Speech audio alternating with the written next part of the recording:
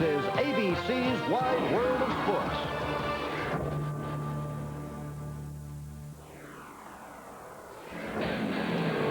Over 30 years ago, when cars were the rage, Wide World of Sports introduced America to the high-powered sport of stock car racing. Today, it's the high-speed auto racing concept of the 90s and beyond, SuperTruck racing. It's nose-to-tailgate tight as drivers speed around a short track, fender to fender, looking for the precise moment to pass. In order to win this race, you're going to have to be able to let it all hang out and, you know, be able to take getting bumped and do a little bumping. It's going to be very exciting to watch. Live from Bakersfield, California, it's NASCAR SuperTruck racing. And from the pages of Sports Illustrated, small market versus big market, the competitive imbalance of baseball. We've put a winning club on the field for the last 3 years and arguably the best team in baseball in 1994, and we're still having trouble surviving financially. Something's not right. Something has to give. Baseball's rich get richer and poor get poorer. Coming up today on ABC's Wide World of Sports.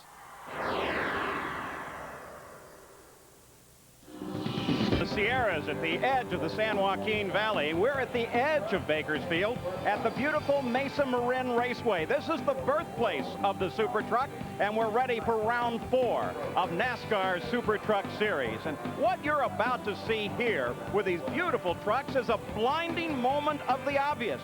The minute you see the SuperTrucks race, you're going to ask yourself why it didn't happen years ago. Take a full-size pickup and race it on an oval.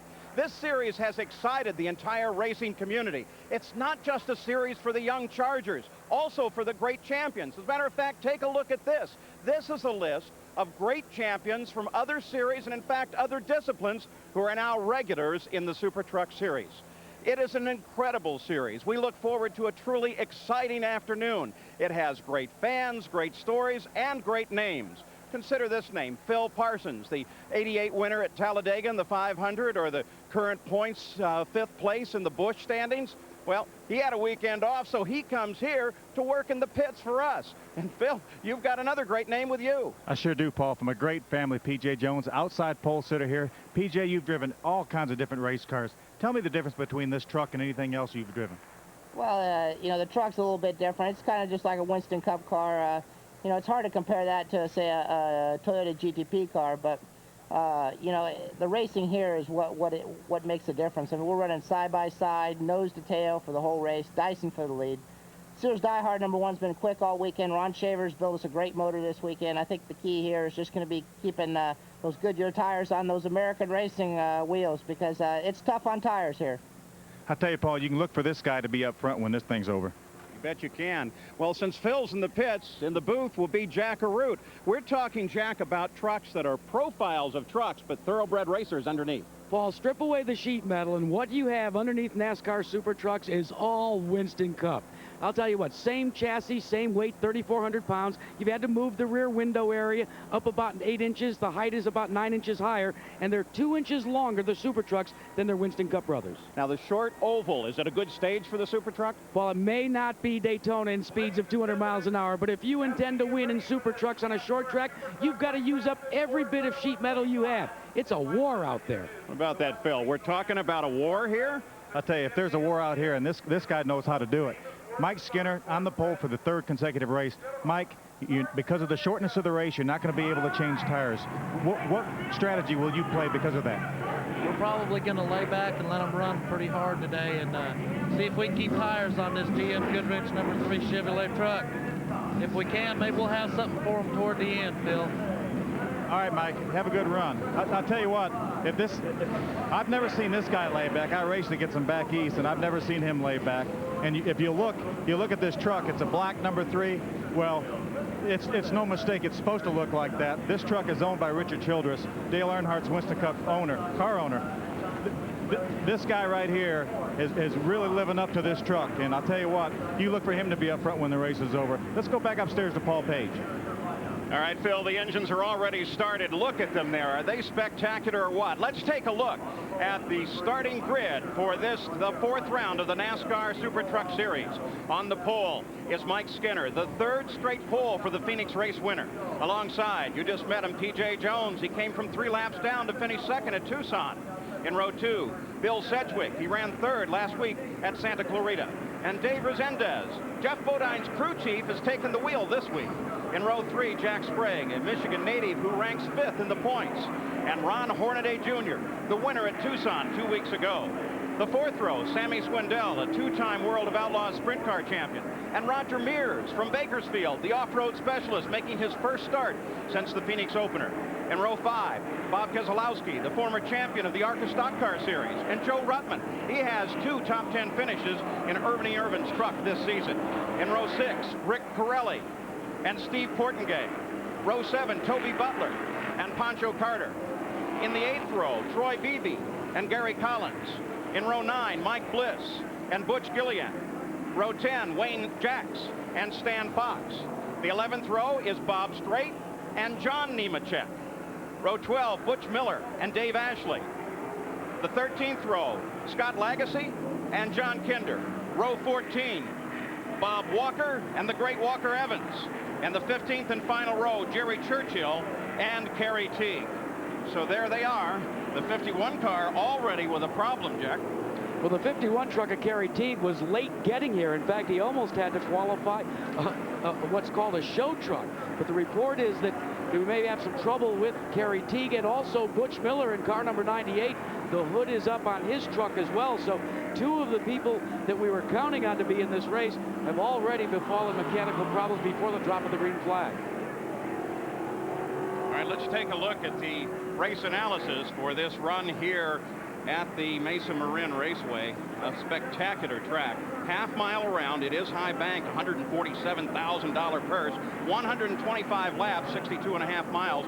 No pit stops anticipated. In fact, you can get in trouble if you start changing tires. 17 Chevys, 11 Fords, and 2 Dodges. Weather today couldn't be better. Absolutely perfect for racing. As take a look at that field. We've got a couple of in-cars for you. Let's start with P.J. Jones. The view back from the outside of the front row. And we also have cameras on board with the pole sitter, Mike Skinner. There he is, looking out the front to the pace truck. We're ready to go green as they're on the backstretch. And a big break for both Teague and for Miller. They finished their work and they're able to get back into the field at the tail. Mike Skinner takes control of the field. P.J. Jones just outside. Menendez, Sedgwick's just behind. We're green. Here we go. You're going to love it. Skinner moves in front of Jones. Battle right at the front of the field, right off the back. Sedgwick sitting in 3rd place, sitting back just a bit.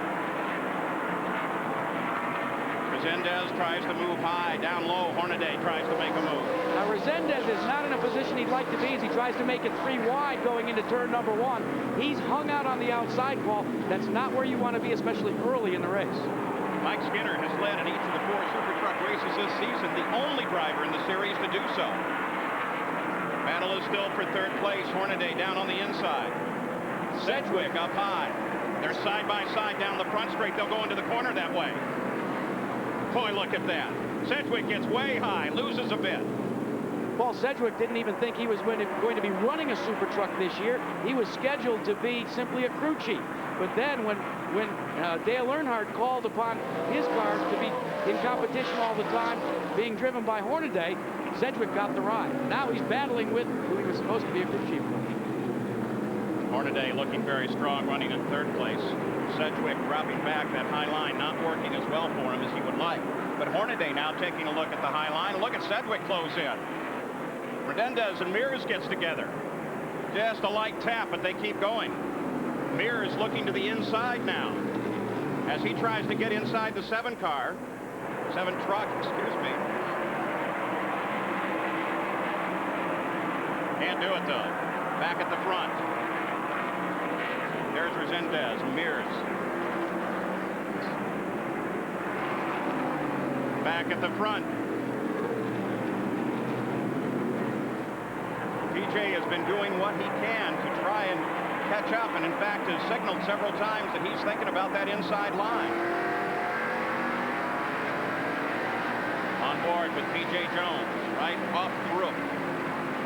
P.J. Jones didn't even think he was going to be running a Super Truck this year. This ride was earmarked for his younger brother, Paige, who was critically injured last year and still is recuperating in a hospital outside of Los Angeles, California. P.J. picked up the gauntlet and says he's dedicated the season of this Super Truck to his little brother, Paige. All of us in racing, of course, wish our best to Paige and hope that we can see him back. There's what's happened in the NFL draft. We'll keep you appraised of that throughout the afternoon, too. This series is starting to look like a draft for Winston Cup as well, Paul. A lot of young runners are using this as a springboard to try and impress people. Look at PJ as he comes down to the inside, and he takes the lead. Hornaday closes in behind him, and Hornaday is going to try to make the move for second place. First time that PJ has led a lap in the '94 Super Truck season. If you look on board the camera shots when they work the turns, you'll see that right now the hot way around this racetrack is to take the left side wheels and put them on the inside beyond the white line. As the race progresses and the tires build up heat and lose some of their grip, that line's going to move out even further. So now closing in as best he can is Hornaday. He taps the back end of Jones. Phil Parsons, we're taking a look at PJ out in front. I'll tell you, Paul, Leon Ruther, PJ's crew chief, said that the ideal way to run this race, lead one lap, ride for 100 laps, and then race the last 24. Well, he's led 2 laps now. We'll see how much he wants to give that lead up. So Hornaday continues his battle at the front. At the same time, Sedgwick is battling alongside, and Hornaday moves to the front of the field. So we've got movement in the top 5 positions. Hornaday now leads. Jones is into second place. Sedgwick into third. Skinner drops back into fourth. Roger Muehr's into fifth. And Renendez moves into 6th place. So we're underway here with the NASCAR Super Trucks. And already you get an idea of just how really good it's going to be. We're back live at Mesa Marin for the NASCAR Super Trucks. While we were away, one move in the standings as Bill Sedgwick got around P.J. Jones and moved into second place. We're also seeing a battle to develop a little further back between Roger Mears, and he's actually being attacked by several different vehicles, Rick Pirelli, and also in that battle right now is Jack Sprague. There it is for you. The 25 truck is Roger Mears. That's Pirelli moving to the outside. Now Corelli's going to be a little loose as he comes out of the corner. Can't hold that line as he tries to get around Roger Mears. Mears will try and stick the nose to the inside. You see now fade the car up a little bit, the truck that is, up to try and take the traction away from the outside run. And Roger Mears in front of the hometown crowd here still can't hold off Pirelli. Pirelli just went in just a little bit deeper that time and was able to get the advantage. Look at where that truck is operating too. He can operate real high. Well, a lot of the drivers thought that they were going to have to set up for the high line to save tires, and also because of the heavy race traffic in a short track. You're already into race traffic, and you've got to be able to move the groove up because the slower cars tend to use up the lower groove. So we basically used up the hot way around the racetrack already and replaced it with race traffic. So Mike Skinner dropping back through the field now. Hornaday still the leader. Bill Sedgwick is in second. Then PJ. There's Roger Mears. Brother, of course, to Rick Mears of IndyCar fame. Back at the front of the field as Sedgwick now moves to the outside. They encounter slower traffic ahead. Sedgwick looking for racing room to get Hornaday. Now let's see if Hornaday will use the race traffic as a pick. When you're at the wheel of a car or a truck, you try to gauge when you're going to be passing traffic. Make the guy that's chasing you down try to back out of the throttle. Race traffic directly in front of these Super Trucks right now. And oh boy, you can see there where Hornaday led and again faded Sedgwick up to the high side, trying to get him out of the throttle just a bit. That's all part of short track racing. And in short track racing, you're turning all the time. They close on Pancho Carter. And here's that pick move I was talking about. Hornaday holds the spot, and when you're at the wheel like Sedgwick is in the second place machine, knowing your Super Truck may be just a little bit quicker, this is so frustrating. Several trucks ahead, Dave Ashley and Stan Fox. They go to the high side. First and second come around. You can see how quick Hornaday comes back down to the low groove once he dispatches with the racetrack. He's driving a smart race right now. And right now, they're pulling away from third place and using traffic very much to their advantage. Third place, of course, is Skinner. PJ now runs in fourth. But when you're Ron Hornaday right now, feeling the hot breath of Sedgwick as Sedgwick plants the front quarter to the outside, you're really just about on the edge. You're running it just to the outside of the envelope, and it might be a little early for that type of running.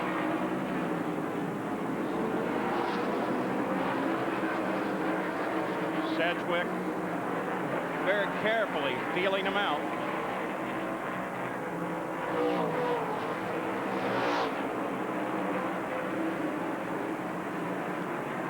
Sedgwick still working him.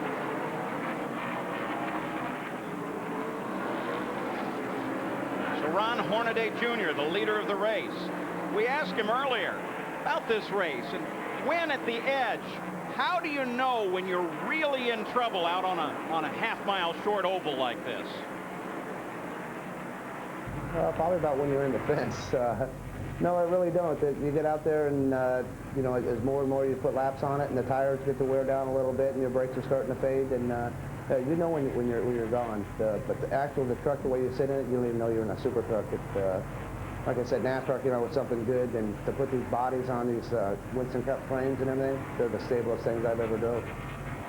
So there he is, Hornaday Jr., number 16, the leader now.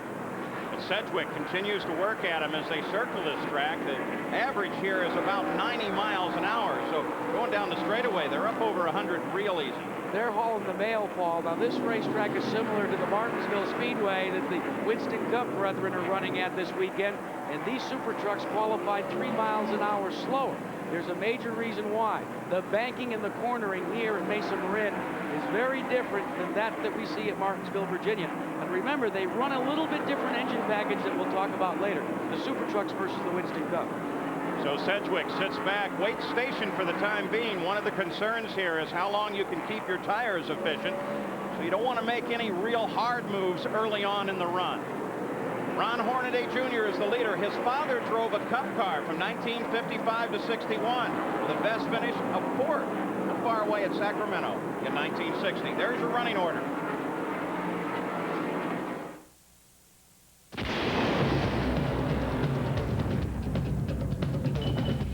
This is the desert, and these are Chevy trucks. About the only thing growing out here is our reputation. The most dependable, longest-lasting trucks on the road. Chevy trucks, like a rock. They test car batteries here. They test pickup trucks here. And when they test yard machines, they go here, Dave Spivey's house. MTD tractors, chipper shredders, lawn mowers, and edgers tackle the toughest jobs. Look for MTD yard machines at retailers near you. MTD. Wow, I like it. MTD yard machines, American-made, American-owned. We're at McDonald's All-Star Showdown. Sylvester is surrounded. He breaks through. He scores. Let's see that in slow-mo. McBacon Deluxe. Make way for Michael Jordan's McBacon Deluxe. 2 all-beef patties topped with savory bacon. It's McDonald's Taste of the Month for a limited time. Sure is. Michael Jordan's McBacon Deluxe. Here in Mesa Marin is where the Super Truck was born. Gary Collins built the first Super Truck and drives the Mesa Marin Raceway, sponsored Chevrolet, on a team owned by his father. And his brother Larry helps run the track here. Racing is a real family business here at Mesa Marin. As the yellow flag flies at the starting line. And believe it or not, Paul, it was for Gary Collins. Collins in the middle of turns 1 and 2. And let's take a look at exactly what happened with Collins. Okay, 74 car, truck. The red and white cars, the red and white truck, I follow you. You man the limps long enough. Let's see what happens. Down low, he's pinched. Steve Portengay just pinches him off, and then you've got to lock up the binders, and you've got one Super Truck doing a 360. Troy Beebe also got into the to the melee just a little bit. You know, we laugh about cars, trucks. They actually have bets here going among the crews on how they refer to them. Well, I tell you what, it's not natural. It's not natural because it's the first time we've ever seen trucks in actual competition as a series. And what all of the crews and NASCAR officials have done is there's a $1 fine for every time you say car instead of truck. And they're planning to have one whale of a party at the end of the year. I think they might be able to go to the 21 club the way things are going. Just off you and I alone, no question about that. Alan Porter has the yellow flag out. Let's go to Phil Parsons. Hey guys, I'm with Ernie Irvin here. Ernie, everyone wants to know when you're going to be back. We know you've tested the SuperTruck some. We know you've tested your Winston Cup car. Tell us about it. Well, you know, all my testing's been going real good, but you know, I just want to be patient, and it's real hard to do because I'm a racer, and you know, but be patient. Hopefully, when I come back, I'll be prepared, and you know, hopefully, it won't be much longer. How's your driver doing today? He's doing pretty good. You know, we kind of really set the truck up to run a real long run, and you know, we kept harping on him that you got to really, you know, be there at the end. The guy that wins this race is going to be the guy that, you know, be hooked up off the corner at the end. Thanks, Ernie. I tell you, a lot of people can't wait to see this guy back out on a racetrack. A lot of people, including us. It's good to see him recovering as well as he is. Well, this caution may be very good for a lot of the front runners because I was beginning to think that they might be abusing the tires just a little bit more than they need to. Now, when we say abuse a tire, it's not wearing out. What's happening is the grip is being adjusted because of the heat that's being retained. And we saw that there seemed to be two thought processes going on as we watched Hornaday as he went to the front. He was pursued by Skinner, not by Skinner, but by Sedgwick. But as we watched Skinner and Jones, your front row, they backed off. They ran just a little bit less, let the truck run a little freer in the corners. Now they're able to get back to the green flag. They've cooled the tires down, but they'll race them once again. Trucks a lap down or to the inside. John Kinder down there a lap down. Hornaday ready to bring him back to the green flag. Here we go again. 46 laps into the record book. 125 the scheduled distance. And Sedgwick is going to continue to try that high side, Paul. Now he'll dip to the inside. Sedgwick moves inside. Let's go on board with Skinner. He rides in third. Sedgwick takes the lead. Skinner tries to take second away from Hornaday. There's a classic example right there, Paul, of once you made the opening, you've rooted the guy to the high side. The fellow that's running in third in the triangle can try and sneak through. That's what Skinner's trying to do right now. And Hornaday's not having any part of it. But he is forcing Hornaday to stay high. Walker Evans heads for the pits while we keep watching this battle for the lead. You're watching from the third place truck, Michael Skinner. There's Walker Evans. Evans, who said at the beginning when he first ran out here, he said, guys, this is totally different for me. In fact, when he went to qualify at Phoenix, he asked NASCAR if they could take a couple of cactus and a big old rock and put it in the middle of the racetrack so he'd be used to the off-road racing. Back up in front. Now, they were changing the right front. What's the rule on that, SuperTruck racing here? The rule is that you cannot change a tire unless it is flat. If it is flat, it's very similar to the International Race of Champions. If it is flat, no harm, no foul, change it. But if you change a tire under any conditions, it is not flat, it is a 5-lap penalty. Evans doesn't suffer from that because he had a flat tire. So Sedgwick in front. He led 23 laps at Tucson. Hornaday sits in second, then Mike Skinner, P.J. Jones, and Jack Sprague now up into fifth. ABC's Wide World. We're back live at Mesa Marin. The crowd just came to their feet. You can see why. It's Ron Hornaday Jr. is the leader once again. But the pass that got him there was spectacular as they used slower traffic. In this case, it was Gary Collins. We've got a car spin up against the wall. Dave Resendez has come around as well as John Nemechek. They both have had a little close encounter with their trucks. Resendez was running in sixth. And Resendez is another one of those crew chief part-time drivers. That truck is owned by Jeff Bodine. Resendez. All right, here is what got Resendez in trouble. He loses it. Toby Butler jumped underneath, no contact. Here is that pass for the lead. They're coming up on Gary Collins. Sedgwick goes high, look down low. This is a classic short track move. You don't have time to think about it. You've got to commit one way or the other. Sedgwick went to the high side, Hornaday to the low side, and that's just what short track racing's all about. And boy, it was beautiful. Let's go pit side and Phil Parsons. Well, Paul, this is the tire that came off Walker Evans' car. You see here, all the lettering is gone. He got up against somebody on the restart. It cut the tire. That's what caused him to come in the pits to change that tire. Boy, very costly, though. The short track, you lose time so quick. So now, under caution, the second of the day with 59 laps complete.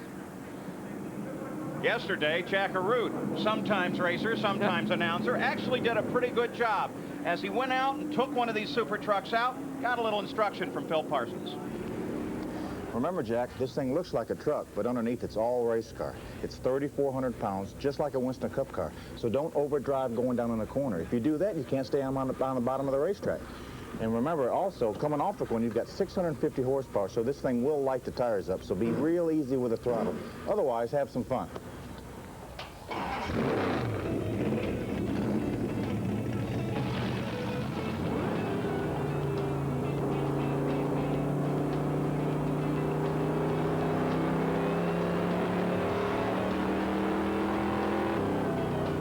Down in the corner, it gives you a nice secure feeling.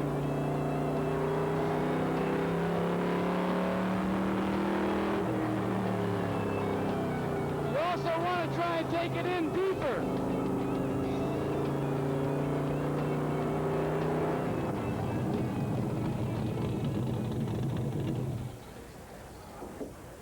Hey, you look good out there. You were smooth. You know, you didn't overcharge the corner. You didn't spin the wheels off the corner. But if I was you, I wouldn't quit your day job. Now, just so you don't get the wrong idea, Jack is a rather constant racer in Legends cars up at Stafford Speedway. So on a short track, he really knows what he's doing. They're lined up, ready to come back to the green. I'll tell you what, Paul, it enabled me to learn an awful lot about the idiosyncrasies of these super trucks. They are a handful, real quick when it comes to throttle response. Hornaday keeps the lead. Sedgwick closes in, followed by Skinner. Gary Collins there is a lap down. The real move is now coming from Jack Sprague, who closes in on the outside behind Skinner, and then PJ. Skinner is in a real dilemma right now, Paul. He can't afford to let the lead duo get away. I really believe that it's going counter to what his original game plan was going to be. Save the tires, lay back at about 4th or 5th spot. This is a torrid pace thus far in this race for super trucks, and he's caught between the devil and the deep blue sea. Sprague, on the other end, I tend to think he's finally got his truck dialed in, knows that there's some super TV exposure, and he's going to the front regardless of what happens. Well, right now he's managed to get around the slower Gary Collins. That's one truck off and on. That's Dave Ashley. Took a big spin down the backstretch and got back on as the leaders come around. You talk about throttle response, I was telling you before, you can actually light the tires up, and that's the situation that happened with Ashley. Coming out of the corner, you get a lot of wheel spin, it throws the truck around, and you've lost control. And with Ashley's spin, because there is debris up on the track, they've decided to go caution once again. 64 laps now complete. Ron Hornaday Jr. is in front under the yellow, followed by Sedgwick, Skinner, Sprague, P.J. Jones, and Mike Bliss. Marin, as we've gone from caution to green flag racing, the order remains unchanged. Hornaday is still the leader. Sedgwick is trying to catch him, as is Michael Skinner. You look a little further back in that lineup, though. One guy to keep an eye on is the 08 car of Mike Bliss, who is moving forward very quickly now. And he has really come up through this field. So Mike Bliss, who cut his teeth in the United States Auto Club, is looking great here today. There's your running order, the top cars in the field. You can see Bliss sitting there behind P.J. Jones in 6th place. And Bliss is a classic example of what this Super Truck Series is supposed to do. Offer an aspiring young race driver an opportunity to get some Winston Cup type experience, still utilizing his ability for short tracks, because they're going to mix between short ovals and the short super speedways, 1 miles like Phoenix and then the Milwaukee Mile. So this is a good series for someone like Bliss. You know, it seems to be a little surprising to me is just out of the range of this picture on the right there is the pole sitter of the race. There's Skinner, a black number 3. You would have thought that he would have been up hammering at the front. Phil Parsons, is there a problem, or is he just being smart? Paul, I talked to one of his crew guys just moments ago, Jesse Koch. I said, Jesse, you guys running as hard as you can? He said, man, we're just trying to make sure these tires stay on this thing for 125 laps, so don't count out Skinner yet. He's just waiting station now, back about 2 car lengths behind Sedgwick. A very uncharacteristic run for Skinner. Skinner's the type of guy that likes to go to the front. He realizes running for Richard Childress that he has to show the same sort of driving style and potential that the other man in black that drives for Childress, Dale Earnhardt, does. But as we're on board, let's watch the line of Skinner's truck as they go down the straightaways. Now you'll see him begin to initiate his turn. He'll plank that left front wheel right below the white line. Now he's accelerating, coming back up through the throttle. Right there is where you might get some wheel spin if you're not real smooth. Now, the case with someone like Skinner, he's so experienced at it, and he's got the best seat in the house for this battle for the lead directly in front of him. Speaking of good views, let's take you now back to look out the back of P.J. Jones's truck. As we've got a spin just coming off at turn 2, and once again, it's Ashley in the 2 truck. Remember, he was the cause of the last caution when he picked some dirt up spinning down the backstretch. No yellow yet. Looks like no harm, no foul. They're going to keep this one going.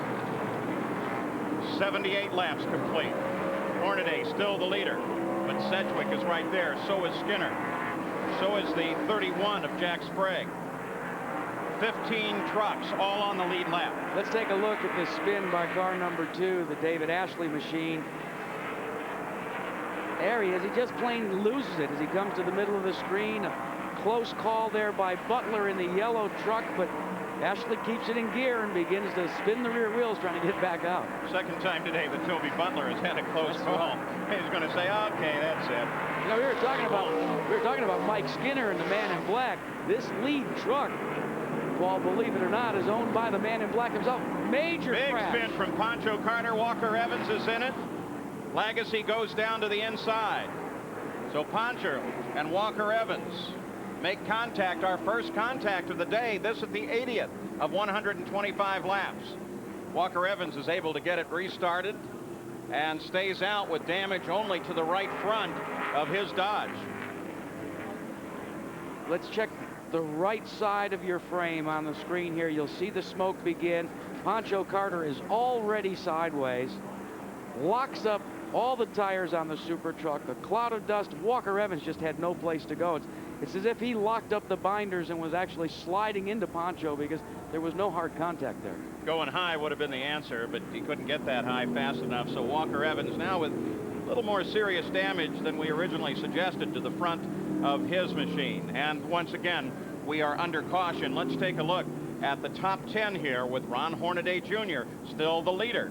Look at Swindell and Keselowski. NASCAR Super Trucks. Thus far, 84 laps into the record book. We are under a caution period. Walker Evans and Pancho Carter got together to cause this caution. They are both back out on the race course. They've done some repairs, but apparently no problem. They're going to keep racing. And here's the way they stand after these 84 laps. And in the pits, Bill, what's going on? What are they thinking? I'll tell you what, Paul, I'm with Fred Wanke, crew chief for Mike Bliss in a 08 Ultra Wheel truck. I'll tell you, this guy, they started 17th and they're already up to 5th. We talked just before the race, and I said, Fred, how you doing? He said, man, we're struggling. You obviously something you did work. Tell me what you did. Well, actually, we changed about everything on the truck. We changed the sway bar, we moved the rear end, we put spring rubbers in, and we moved the front wheels all around. And actually, the people that work on this truck is Jim Smith's Ultra Wheels off-road crew. And, you know, they've just been working hard and haven't given up. They said, well, we'll try anything, so we did. We just took it apart and put it back together. I'll tell you, whatever they did, it worked, and they're doing a heck of a job. You heard the mention of Jim Smith. Well, he is one of the principals that actually started Super Truck racing, along with Gary Collins, off-road racers that said, we're tired of the desert. We want to try and do some organized racing in front of thousands of fans, and Super Trucks were born. And as you notice, under this California sun, they really sparkle. They're spectacular. Still under caution, though the course itself looks like they're pretty well ready to go. They come into their rows of 2. Cars a lap down to the inside to give the leaders of the race a nice clean shot. And we should go back racing. 125 laps, 62.5 miles the scheduled distance. Now is when we've got to begin to think and see strategy unfolding for the end of the race. If you're in the front four, do you run flat out? If you're in the back, do you try to come to the front? It's down and dirty time now, Paul. You think they'll go this early? I think they've got to try it out maybe in the initial laps, at least begin to play some dummies to see just what's going to work. Nobody's quite sure yet if Skinner has been holding back and Sedgwick and Hornaday have been running flat out. I think Skinner's going to come up now and challenge just a little bit to see what they've got left, the second and first place machines. First, second, and third break away from the pack. That gives Jack Sprague some distance to make up if he's going to catch Skinner. Right behind him is Bliss, and then Joe Ruttman is beginning to close as well. As we watch on board Mike Skinner's SuperTruck, one of the things that we were talking about at the top of the show is there aren't 200-mile-an-hour speeds. A lot of people didn't think that the draft played or came into play in short track racing, but there's been a lot of experimentation going on, specifically with the folks up at in Connecticut that did the Bodine bobsleds, and they're beginning to think that there might be some nuances to the draft that over all these years people have forgotten about. They run pretty big spoilers both on SuperTrucks and most short track machines. So the draft may be something that short trackers discover very shortly. First, second, and third continue their breakaway. Mike Bliss runs in fourth. And a giant crowd behind them. There's Mike Bliss as he closes on Sprague. This is a battle for fourth place.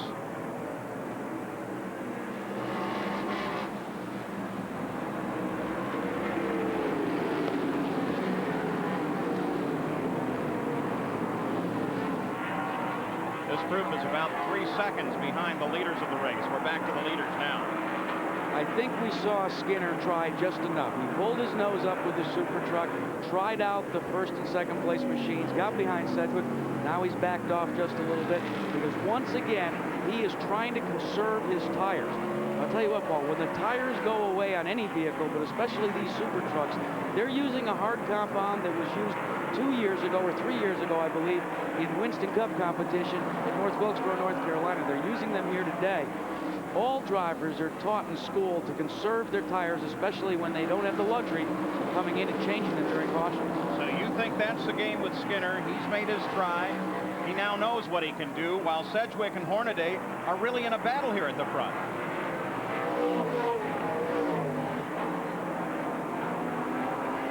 I cannot believe that the front two machines have run such a torrid place and, Paul, haven't used up their tires, especially Hornaday and Sedgwick. Skinner, you know, he's the guy that's becoming the tire guru on this series. He's preaching about tires going away since they dropped the green flag in the first practice. So you're watching Hornaday and Sedgwick, 1 and 2. Third place is Mike Skinner. We asked him, what happens? What does it feel like when the tires go? Well, basically, it just gets really ill. If the truck is loose, it's going to be real loose. If it's tight, it gets real tight, or it just gets skaty. And if the truck's pretty neutral, it just slides off four wheels.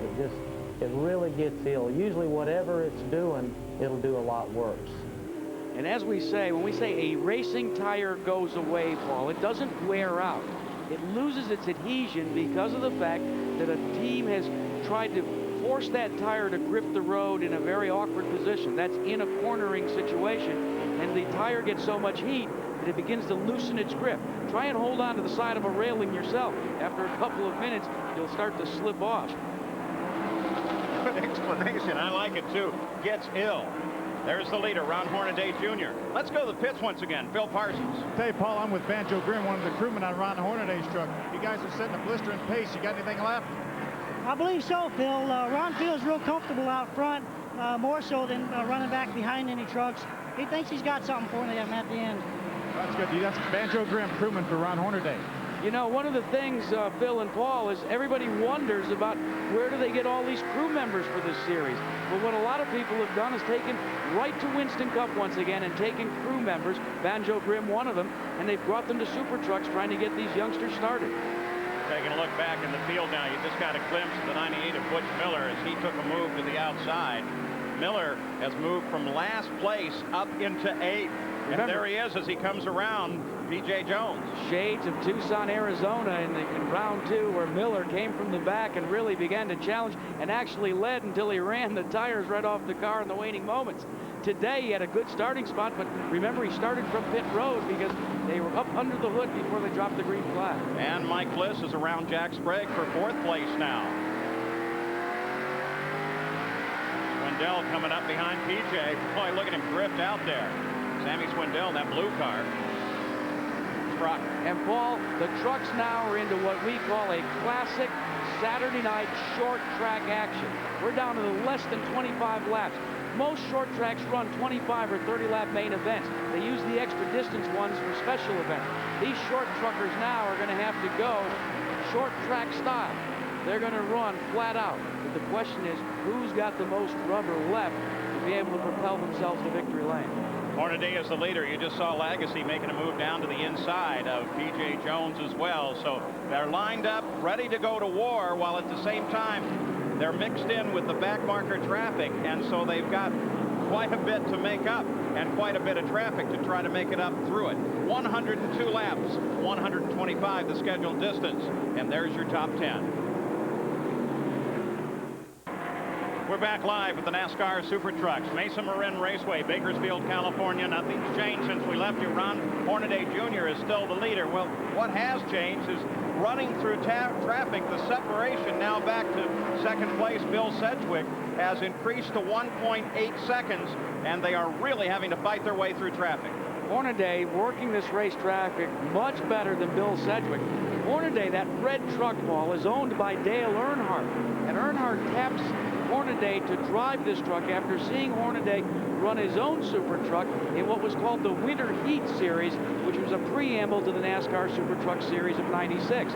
And the man that tuned the wrenches on Hornaday's regular mount at the beginning of the Winter Heat Series was Bill Sedgwick. Sedgwick in the blue and white number 75, now running in second. Well, there's the second place, Bill Sedgwick. Now, at the same time, Mike Bliss has been able to move around Mike Skinner. Let's go to the pits and Phil Parsons. I'm with Leon Ruth, the crew chief for P.J. Jones. P.J. looked real good early, Leon, but he seemed to be backing up. What's going wrong? Well, we were trying to save the tires, and evidently I missed a little bit on the chassis setup today, so we're just having to slide back, and that's all we can do. Well, they'll be back the next race, guys. I'll tell you, I've been watching in the corner here, and these guys are absolutely stopping down in the middle of the corner, so they're just running on air right now. Well, you saw Hornaday as he put PJ a lap down, does the same thing now for Corelli.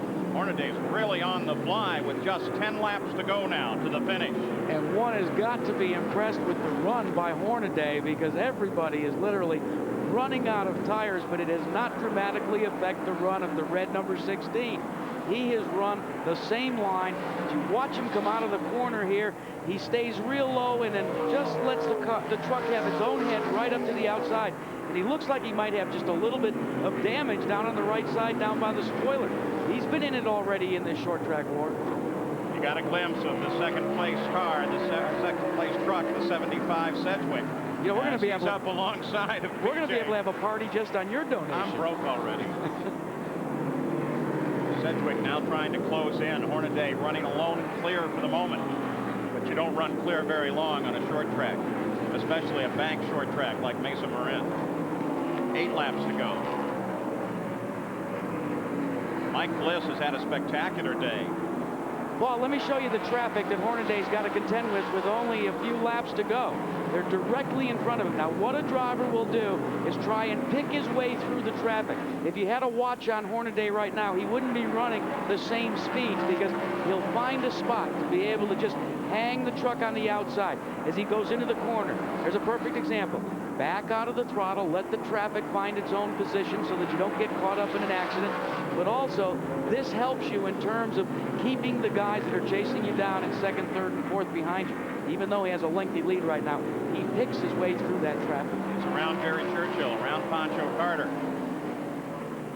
Sammy Swindell, the 38 car, the 38 truck, the blue machine there, has from time to time been kind of slow off of the order, off of the corner.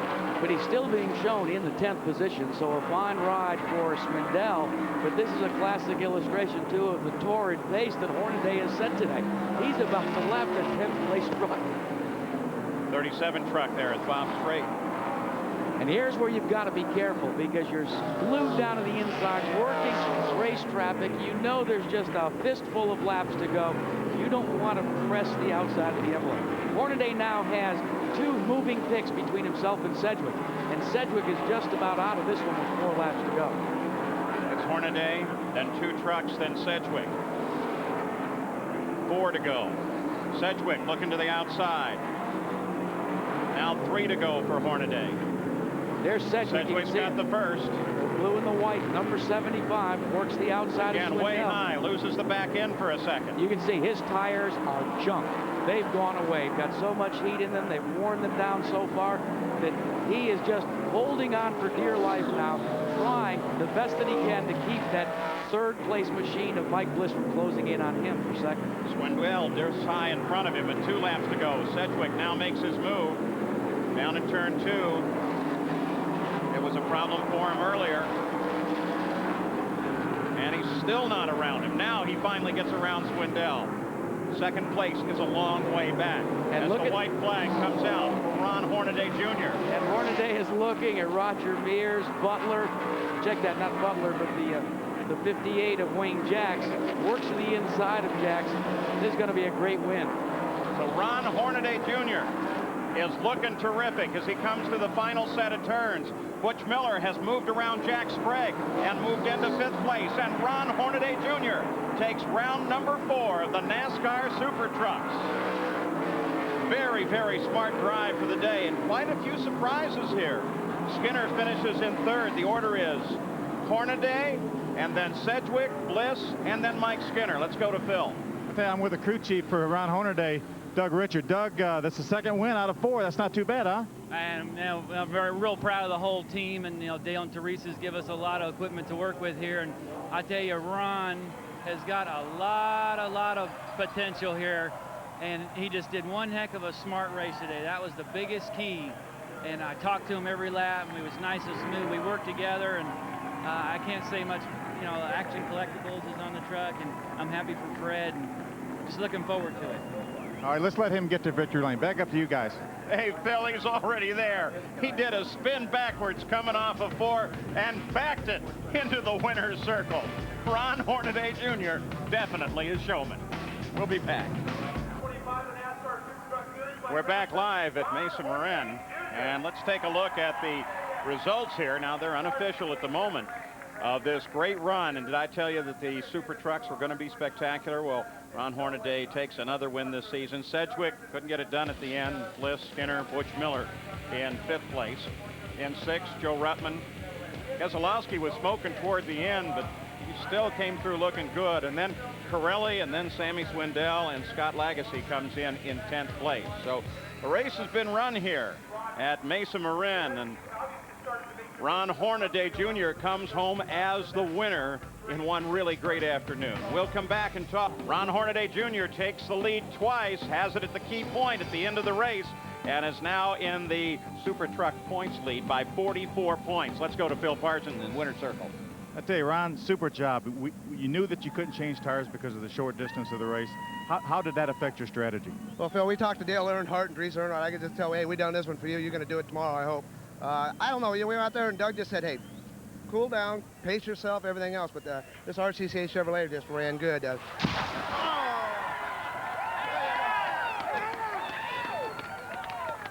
tell you, that was a cool one, boy. That cooled us right down. I don't know. Goodyear, they said that they go 125 laps out onto this track, and we were practicing all day yesterday. We really didn't think they were going to make it, but coming out here and do what it did, and Doug Richards and all the guys setting this truck up, I tell you, it's fantastic. This series with NASCAR came out with Craftsman support and everything, and everything's just great. I mean, to come out here and do what we did, and especially with the truck behind me, I was driving a couple races ago, and we can go out and beat it. I mean, it's great. Mesa Marin's been good to me, and it's our Daytona out here in California. It'd be a little bit embarrassing if you let your crew chief outrun you, wouldn't it? It has happened before. We just ain't going to give Doug a helmet this time, I tell you what, they put a good series together when they named their Super Trucks, and I don't know, RCCA and Snap-on and Dennis Fisher, everybody was supporting this deal. I mean, I just got to thank them all. It's been a good year so far. We're just going to keep on going and do what we got to do. We got to look at the big picture, and we keep calling Dale on the phone, and he keeps telling us to pace yourself and do what you got to do, and it's been working out for us real good. Well, I tell you guys, we're going to have to take it back upstairs so we can go dry off a little bit. Yeah, Phil, I think you just found out it's sometime more dangerous doing your job in winner's circle. Jack, this is the pass that made the difference. Now, Sedgwick in the blue car is leading at the present time. We're working race traffic. Gary Collins is right there. Collins finds himself part of a leader's sandwich. Sedgwick on the outside, Collins in the middle, the red car, Hornaday, sticking like glue down low. And you can see the truck just, the truck there just stuck perfectly. Now I think I owe the kitty about 12 bucks. You wonder when in that Collins opened his eyes That's again. right. So that was the pass that made the difference. Let's go down once again to winner's circle and Phil. I tell you, guys, I didn't have time to dry off, but here I am with a second-place finisher, Bill Sedgwick. I told Ron in Victory Lane there that it had been a little bit embarrassing for his old crew chief to have beat him, but I'm sure you didn't have that. That's exactly what you had on your mind, right? I'll tell you what, Ron's usually pretty hard on tires, but he did an excellent job today. Spears Manufacturers and Oka Chevy pickup, but it was good. It was just a little bit loose, but I'll tell you what, my hat's off to Ron. Ron did a super job, and my crew also. They got this truck going good. That you know, just we're happy with second. That's a terrific job. I'll tell you, I'm going to step right across here and get to the third place guy, Mike Bliss. Mike started 17th. You moved all the way up to third. It looked like you might have had something for Bill there at the end, but I'll tell you, that's not bad. No, actually, I can't say enough for the Ultra Wheels car. It ran real well today. It's a truck. It's a truck. It's a truck. It's a truck today. I always get that mixed up, but Fred Wonky came out and wrenched on it, and we guessed on the setup. He hit it just right. The motor ran really good today, and you know, the Ford was there all day and never lit the tires up off the corner. I just used the throttle, you know, used your head and come out of the corner and save the tires for the end. I tell you, we talked to everybody before the race. Were concerned about the tires, not necessarily wearing out, but the fact that they would just go away and give up grip. But your truck, I'm saying it now, your truck seemed to come on at the very end. That was when you were at your best. Yeah, I could, all I plan on doing is hooking that left front right in the gravel, and that just pulls you right around the corner, and then you drive straight off the corner and keep the tires underneath you, and that's what worked for us all day. Now, you got a lot of experience in open-wheel cars. Does this compare at all? Well, I think the open wheel, you can transfer that, what you know, onto this stuff, because throttle control there. Open wheel, you can light the tires anytime you want, and you got to work the throttle and work it, and that's all that, you know, I did today is work the throttle. Well, Mike, we know you didn't run last week at Saugus. Are you going to run the rest of the races this year? Yeah, I think so. We're going to go all forward and go all through the whole races, I think. I'll tell you, this is a guy you need to look for. Back up to you guys. No question about that. Mike Bliss is super. The Super Trucks are that indeed. They averaged 71 miles an hour for the 62.5 miles. This was the Hornaday finish of this race. Take a look at this. You know, we've said that this is a series in progress. They're beginning to develop their own traditions. They're not tradition bound by a lot of old things. And I think what we've seen today, Paul, is a brand new tradition unfold for trips to Victory Lane. Yeah, this is exactly what he did.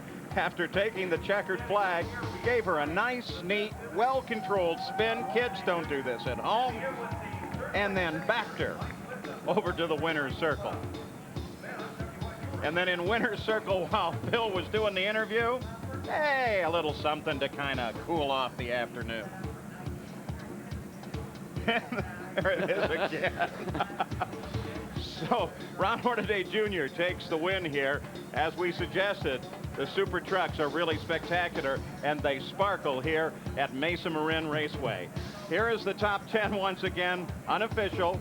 Hornaday Jr., Sedgwick, Mike Bliss, then Mike Skinner, Jack Sprague. And in 6th place, Butch Miller, Keselowski, Joe Ruttman, Scott Lagasse, and Sammy Swindell. So we've had a great day here at a marvelous track, Mesa Marin Raceway. I'm Paul Page, Jack Roots here, so is Phil Parsons. Julie, I hope you liked that. It was great.